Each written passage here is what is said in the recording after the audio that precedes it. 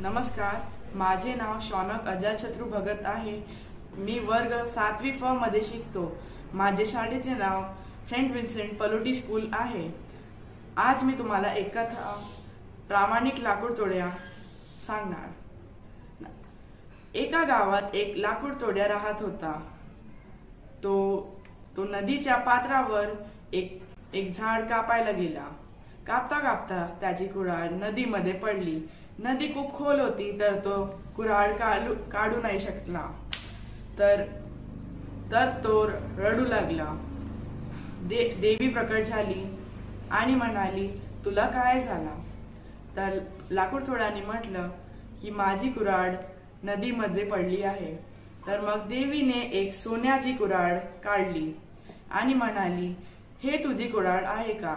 तर लाकूड तोड्या म्हणाला, नाही, ही माझी कुऱ्हाड नाही। तर मग देवीने चांदीची कुऱ्हाड काढली आणि म्हणाली, हे तुझी कुऱ्हाड आहे का? तर लाकूड तोड्या म्हणाला, ही पण माझी कुऱ्हाड नाही।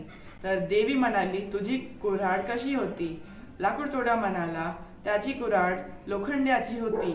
तर देवीने एक लोखंडाची कुऱ्हाड काढली आणि म्हणाली, ही आहे का तुझी कुऱ्हाड? तर लाकूड तोड्या म्हणतो, हो।